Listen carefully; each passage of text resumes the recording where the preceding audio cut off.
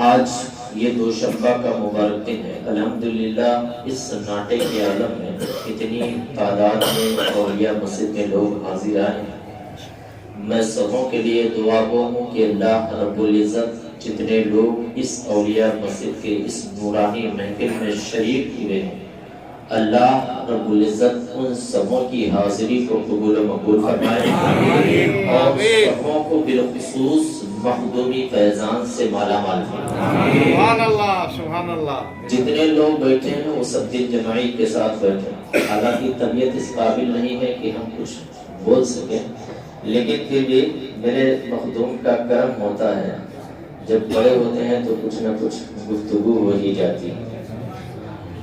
بہت پہلے راحت اندوری نے ایک شعر کہا تھا کہ اگر خلاف ہے ہونے تو کوئی جان تھوڑی ہے۔ یہ سب بہت چھوٹے چھوٹے بچوں کی زبان پر یہ شعر لوگ پڑھتے تھے، اور ایک وقت CA اور تمام چیزوں کے جب معاملات آئے تو لوگ یہ راحت اندوری کا یہ شعر بہت پاپولر ہوا تھا، بہت لوگ سنتے تھے اور بہتوں نے اس پر شاعری بھی کی۔ لیکن جب مجھ تک یہ بات پہنچی تو میں نے کیا لکھا؟ راحت اندوری نے لکھا تھا کہ اگر خلاف ہے ہونے تو کوئی جان تھوڑی ہے، یہ سب دھواں ہے، کوئی آسمان تھوڑی ہے، لگے گی آگ تو گھر آئیں گے کئی صدمے، یہاں پہ صرف میرا مکان تھوڑی ہے اور سبھی کا خون ہے شامل یہاں کی مٹی میں، کسی کے باپ کا ہندوستان تھوڑے ہے۔ تو سبوں نے اپنے اپنے انداز میں یہ تھوڑی ہے زمین پر نعتیہ شاعری کی۔ لیکن میں نے کیا کہا وہ آپ تک پہنچا رہا ہوں پوری ذمہ داری کے ساتھ۔ میں یہ بول رہا ہوں کہ جتنے لوگ یہاں بیٹھے ہیں جو سچا عاشق رسول ہوگا وہ خاموش نہیں بیٹھے گا۔ مسلمان ہو، مسلمانوں کی یہ پہچان تھوڑی ہے۔ مسلمان ہو، مسلمانوں کی یہ پہچان تھوڑی ہے، نبی کا جو نہیں وہ صاحب ایمان تھوڑی ہے۔ مسلمان ہو، مسلمانوں کی یہ پہچان تھوڑی ہے، نبی کا جو نہیں وہ صاحب ایمان تھوڑی ہے۔ یہ کہہ کر کود جاتے ہیں دیوانے آگ کے اندر، یہ کہہ کر کود جاتے ہیں دیوانے آگ کے اندر، نبی کے جان سے بڑھ کر ہماری جان تھوڑی ہے۔ یہ کہہ کر کود جاتے ہیں دیوانے آگ کے اندر، نبی کے جان سے بڑھ کر ہماری جان تھوڑی ہے، اور مٹانا چاہتے ہیں دین کو جو لوگ دنیا سے، پیغام پہنچا تو سبوں تک جن کے دماغ میں یہ فطور ہے کہ ہم ہندوستان سے یا دنیا سے مسلمانوں کا وجود ختم کر دیں گے، تو ان کی بہت بڑی بے وقوفی ہے۔ مٹانا چاہتے ہیں دین کو جو لوگ دنیا سے، مسلمان ہوں، مسلمانوں کی یہ پہچان تھوڑی ہے، نبی کا جو نہیں وہ صاحب ایمان تھوڑی ہے۔ یہ کہہ کر کود جاتے ہیں دیوانے آگ کے اندر، نبی کے جان سے بڑھ کر ہماری جان تھوڑی ہے، اور مٹانا چاہتے ہیں دین کو جو لوگ دنیا سے، انہیں کہہ دو کہ ایسا سوچنا آسان تھوڑی ہے۔ انہیں کہہ دو کہ ایسا سوچنا آسان تھوڑی ہے، اور ملی ہے جو انہیں ایسی کسی کی شان تھوڑی ہے۔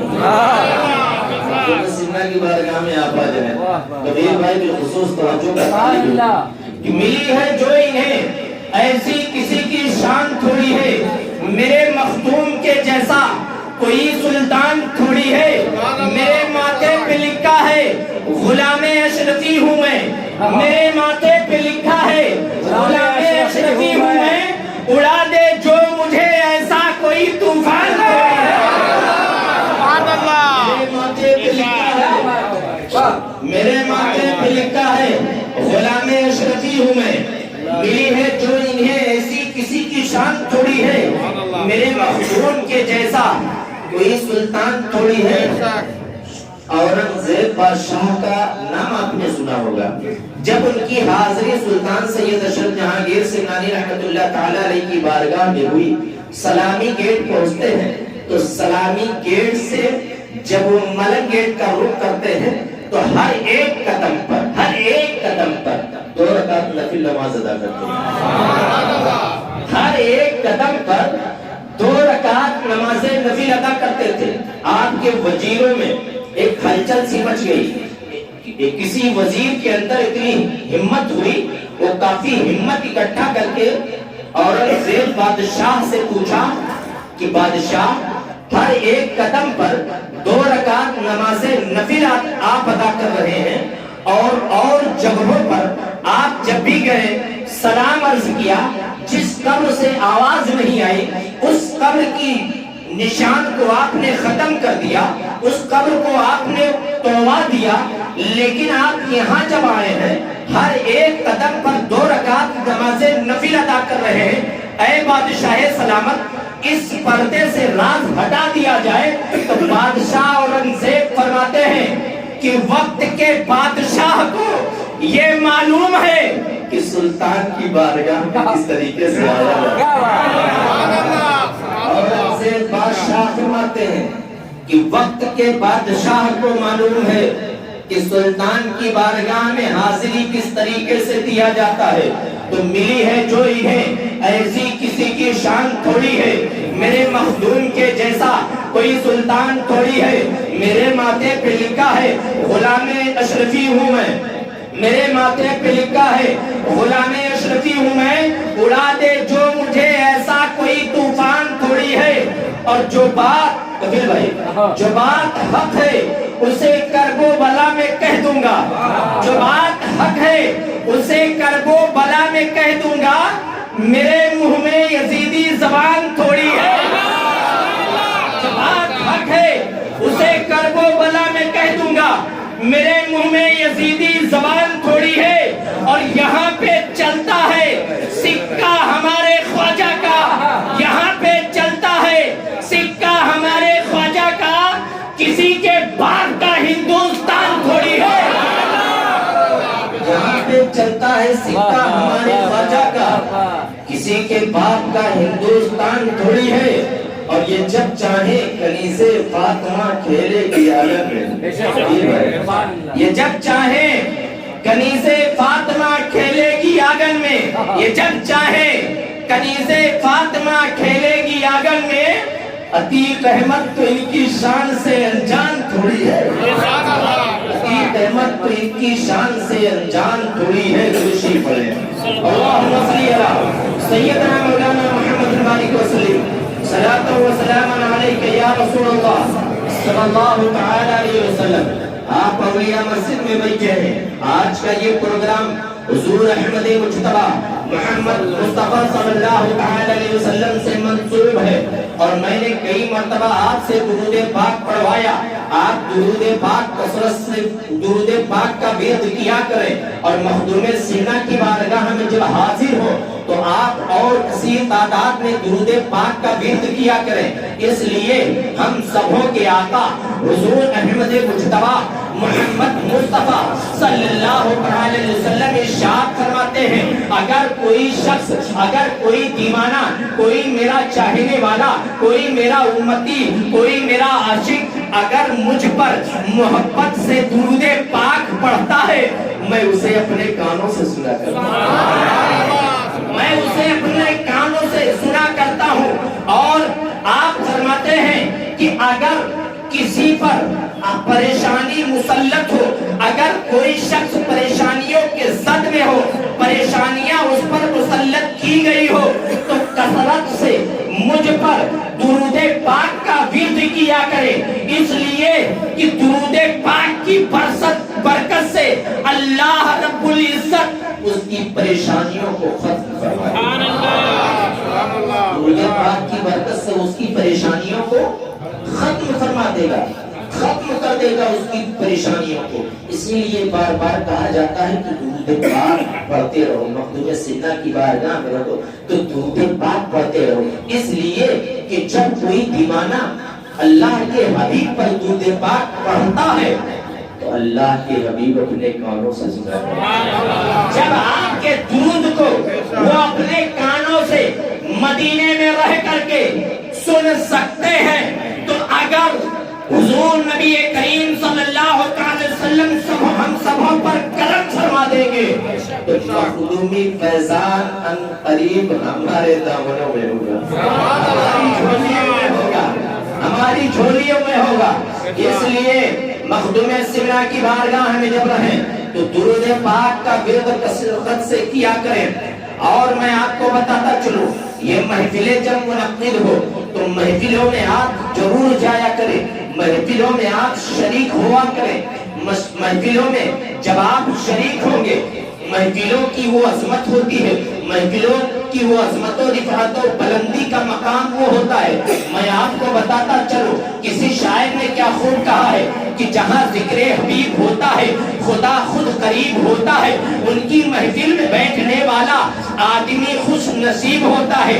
ایک حدیث پاک کا مفہوم ہم آپ کو بتا رہے ہیں۔ ایک اللہ رب العزت چند سیاحین کی رشتوں کی حدیث پاک کا مفہوم آپ تک پہنچا رہا ہوں، ان کا جو کام ہے ان کو کرنے دیجئے، آپ کی توجہ میری طرف ہو۔ حدیث پاک کا مفہوم ہے کہ اللہ رب العزت نے چند سیاحین کی رشتوں کی ایک جماعت مقرر کی ہے۔ ان فرشتوں کا یہ کام ہوتا ہے کہ جہاں اللہ کے رسول کی محفل سجی ہوتی ہے، وہ فرشتے آسمانوں سے زمین پر تشریف لاتے ہیں۔ جب فرش زمین پر تشریف لاتے ہیں تو وہ فرشتے اس جگہ جس جگہ اللہ کے رسول کی محفل سجی ہوتی ہے، وہ فرشتے اپنے نورانی پروں سے اس محفل کو ڈھانپ لیا کرتے ہیں۔ سبحان اللہ، سبحان اس اللہ، محفل کو اپنے نورانی پروں سے ڈھانپ لیا کرتے ہیں۔ اور جب محفل ختم ہوتی ہے رب کے حضور میں حاضر ہوتے ہیں، اللہ رب العزت سب کچھ جاننے کے بعد بھی ان فرشتوں سے پوچھتا ہے، اے فرشتوں تم کہاں سے آ رہے ہو، اے فرشتوں تم کہاں سے آ رہے ہو؟ تو وہ فرشتے فرماتے ہیں، پروردگار عالم چند دیوانے تیرے محبوب کی محفل سجائے ہوئے تھے، اسی محفل سے آ رہے ہیں۔ چند دیوانے تیرے محبوب کی محفل سجائے ہوئے تھے، اسی محفل سے آ رہے ہیں۔ تو اللہ رب العزت ارشاد فرماتا ہے، اے فرشتوں وہ کیا چاہتے ہیں، وہ کیا چاہتے ہیں؟ تو فرشتے فرماتے ہیں، پروردگار عالم اس محفل کے بدلے اپنی گناہوں سے توبہ چاہتے ہیں، اس محفل کے بدلے جہنم سے آزادی چاہتے ہیں، اس محفل کے بدلے جنت چاہتے ہیں۔ اللہ رب العزت کی رحمت جوش میں آتی ہے۔ حدیث پاک کا مفہوم ہے اللہ کی رحمت جوش میں آتی ہے۔ اللہ رب العزت ارشاد فرماتا ہے، اے فرشتوں گواہ ہو جاؤ، اس محفل میں موجود جتنے لوگ اس محفل میں موجود تھے ان سبوں کی خطاؤں کو میں بخشتا ہوں، ان سبوں کی میں مغفرت فرماتا ہوں۔ اے فرشتوں گواہ ہو جاؤ۔ پھر فرشتے عرض گزار ہوتے ہیں، پروردگار عالم چند دیوانے ایسے تھے، چند دیوانے ایسے تھے، چند لوگ ایسے تھے۔ ایک شخص ایسا تھا جو اس راستے سے جہاں محفل سجی ہوئی تھی ادھر سے ایک راستہ تھا اور کسی سے ملنے کے لیے گیا تھا، اور وہ دیکھا کہ محفل پاک اللہ کے حبیب صلی اللہ علیہ وسلم کی محفل سجی ہوئی ہے۔ چند منٹ ٹھہرا اور پھر وہ اپنے گھر کو چلا گیا۔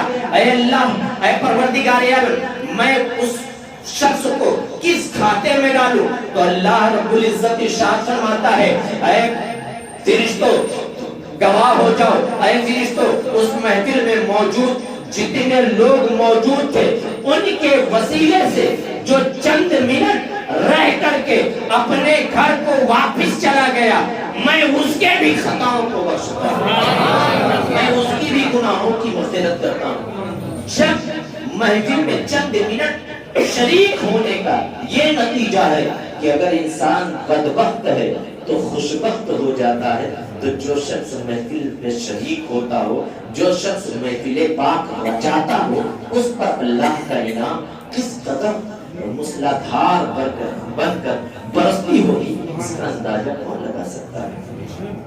ہم اور آپ امت محمدیہ کے ماننے والے ہیں، ہے کہ نہیں؟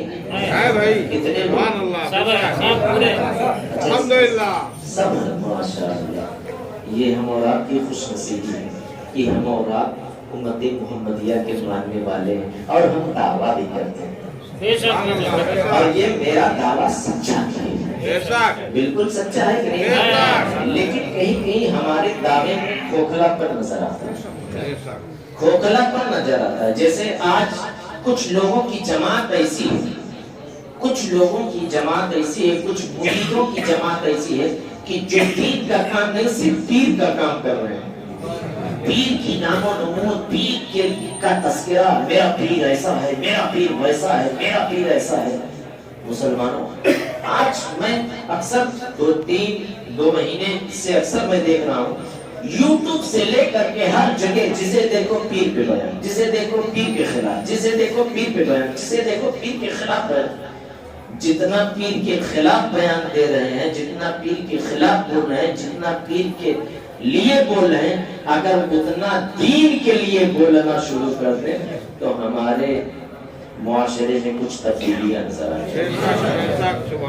میں آپ کو بتاتا چلو، سرکار مخدوم سمنا اس ذات کا نام ہے کہ جب مخدوم سمنا اپنے پیر و مرشد کی بارگاہ میں حاضر ہوئے تو سرکار مخدوم پاک کے پیر و مرشد شیخ علاء الحق بڑی بھی فرماتے ہیں کہ اے اشرف، سلسلہ چشت کا ایک دستور رہا ہے کہ جب کوئی قابل قدر شخصیت آتی ہے، جب کوئی قابل قدر شخصیت ہوتی ہے تو سلسلہ چشت کا یہ دستور رہا ہے، اسے کسی نہ کسی منصب سے نوازا جاتا ہے۔ چچا بیٹھے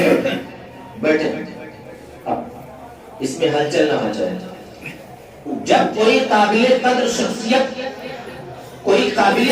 شخصیت ہوتی ہے تو سلسلہ چشت کا یہ اصول رہا ہے، اسے کسی نہ کسی منصب سے نوازا جاتا ہے۔ لیکن اے اشرف، میں یہ چاہتا ہوں کہ آپ کو کوئی خطاب میں نہ دوں بلکہ اللہ کی طرف سے کوئی خطاب نازل ہو، اللہ کی طرف سے کوئی خطاب آپ کو ملے۔ اشرف کے خطاب کے لیے آپ کے پیر و مرشد بتا رہے ہیں، پیر اشرف کا مقام بتا رہا ہے۔ کون بتا رہا ہے؟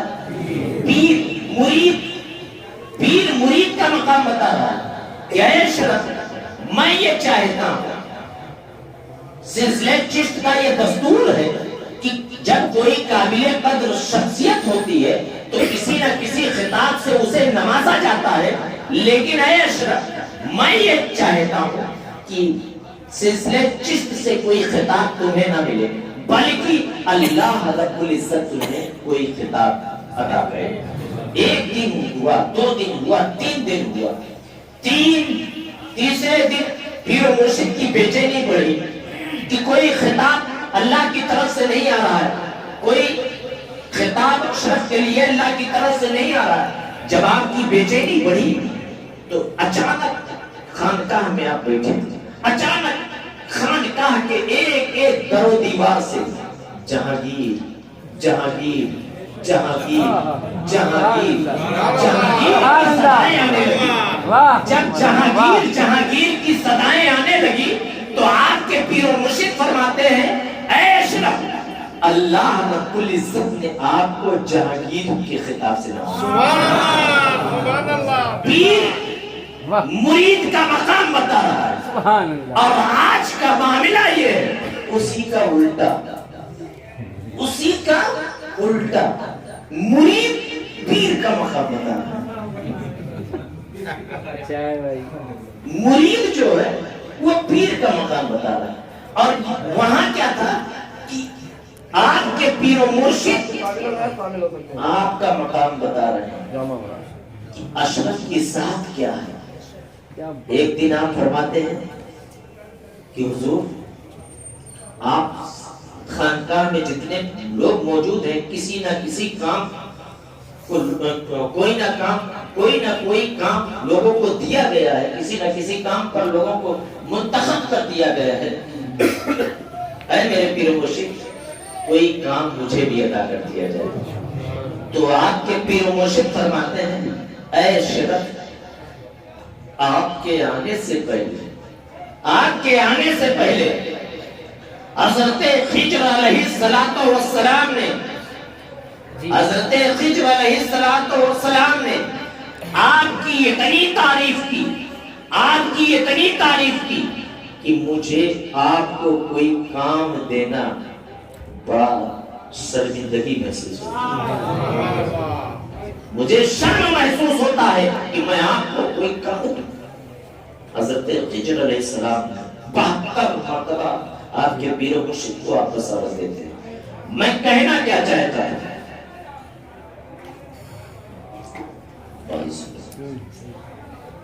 ہم اور آپ یہ دعویٰ کرتے ہیں کہ ہم امت محمدیہ کے ماننے والے ہیں، اور یہ سچ بھی ہے.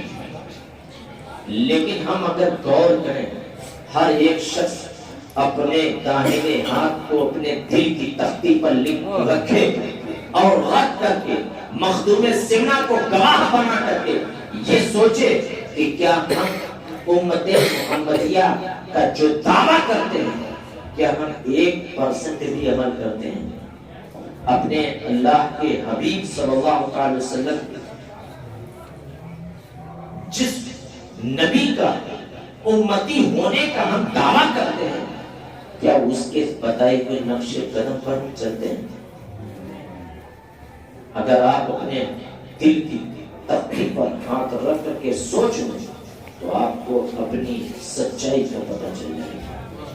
میں آپ کو بتاتا چلوں، ہم اور آپ دعویٰ کرتے ہیں اور ہم جتنا اللہ کا شکر ادا کرے وہ کم ہے، اس لیے کہ 18,000 مخلوقوں میں سب سے بہتر مخلوق اللہ رب العزت نے اشرف المخلوقات کو پیدا کیا. لیکن ہم اپنے رب کا شکر جتنا ادا کرے وہ کم اس لیے ہے کہ اللہ رب العزت نے ہم سبوں کو کسی اور کا امتی نہیں بلکہ اپنے پیارے حبیب کا امتی بنایا، اپنے پیارے حبیب کا امتی بنایا. اور ہم یہ کہتے ہیں اللہ کے حبیب صلی اللہ علیہ وسلم ہمارے درود پاک کو سنتے ہیں، انہیں علم غیب ہے، بے شک حق ہے، اس میں کوئی شک نہیں ہے، کوئی شک نہیں ہے. لیکن آپ یہ سوچو کہ کیا اللہ کے حبیب صلی اللہ علیہ وسلم وہاں سے دیکھ رہے ہیں کہ میرا امتی اولیاء مسجد میں بیٹھ کر کے میرا امتی ہونے کا دعویٰ کر رہا ہے؟ کیا وہ سچ بول رہا ہے کہ جھوٹ بول رہا ہے؟ سچ بول رہا ہے کہ جھوٹ بول رہا ہے؟ امام صاحب کو آپ کہلا سکتے ہیں جملوں میں، لیکن اللہ کے حبیب آپ کے دل کی تختی پر لکھے ہوئے الفاظ یہاں تک کہ 1400 سال بعد کیا ہونا ہے، 1400 سال بعد کیا ہونا ہے.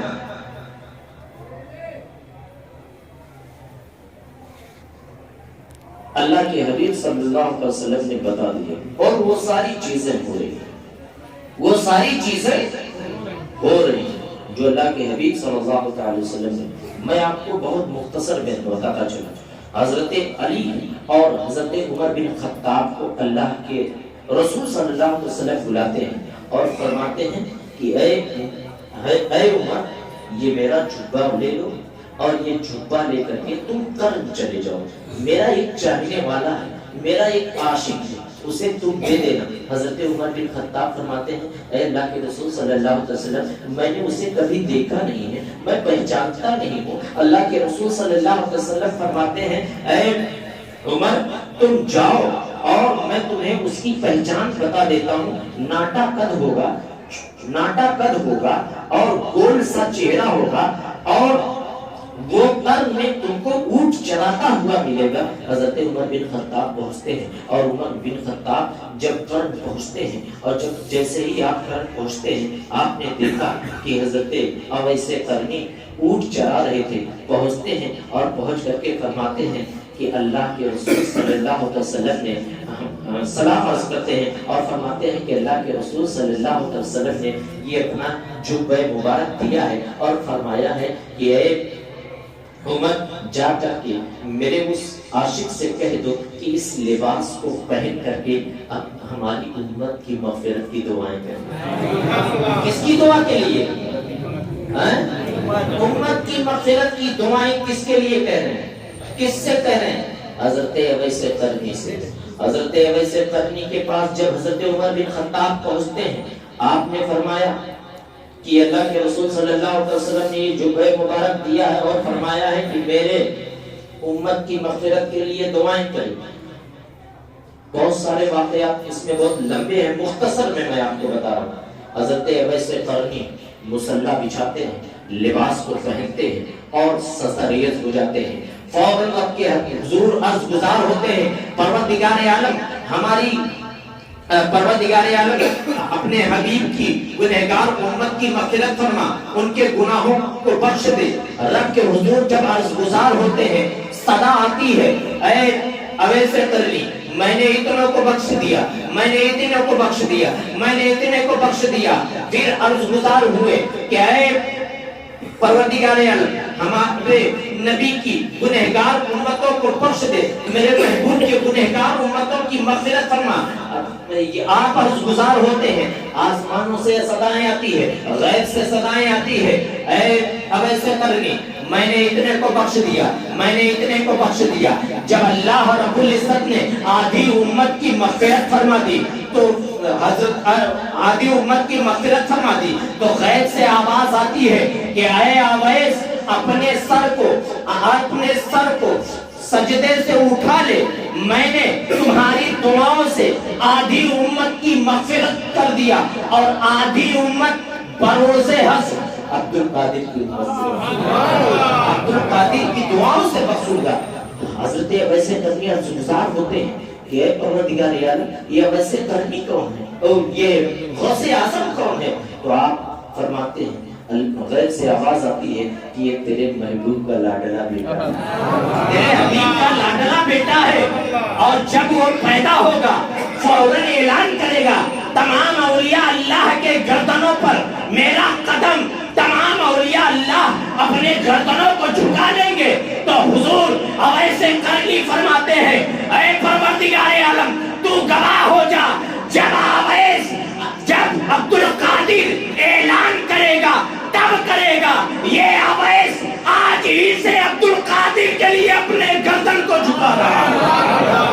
حضور غریب نواز تک پہنچتی ہے, حضور غریب نواز فرماتے ہیں یہ عبد القادر تمہارا قدم مبارک ہمارے دل پر ہے, ہمارے جگر پر ہے, ہمارے سینے پر ہے, ہمارے آنکھوں پر ہے, ہمارے پلکوں پر ہے, ہمارے پیشانیوں پر ہے, ہمارے جسم کے ہر اعضاء پہ ہے. جب آپ یہ کہتے ہیں کہ اے عبد القادر تمہارا قدم مبارک ہمارے جسم کے ہر اعضاء پر ہے, تو اللہ رب العزت نے غریب نواز کو وہ مقام عطا کیا کہ میرے حبیب کے لاڈلے بیٹے کی تعظیم غریب نواز اتنا کر رہے ہیں کہ ہر جسم کے اعضاء پر اپنے قدم مبارک کو لے رہے ہیں. تو نتیجہ یہ نکلا اے غریب نواز میرے حبیب کے لاڈلے کی تم نے اتنی تعظیم کی گویا میں تجھے ہندوستان کی سلطنت عطا کر رہا ہوں, ہندوستان کی بادشاہیت عطا کر رہا ہوں. اسی طریقے سے جو دعویٰ کرتے ہو سچا دعویٰ کرو گے, قسم خدا کی ہندوستان ہی نہیں دنیا کے کسی کونے میں کسی بزرگ کو بلاؤ گے آپ کی مدد غیب سے اب کرتے ہیں. جب قبر میں مریدوں کی مدد کرتے ہیں تو ہم سبوں کی مدد نہیں کریں گے. دعا ہے کہ رب کائنات ہم تمام لوگوں کو حق بولنے, حق سننے, حق پر عمل کرنے کی توفیق عطا. بولنے میں, سننے میں, سنانے میں کسی قسم کی کوئی خامی کوئی غلطی ہو اللہ رب العزت سے معاف فرمائے. السلام علیکم. کھڑے ہو کر کے صلوات و سلام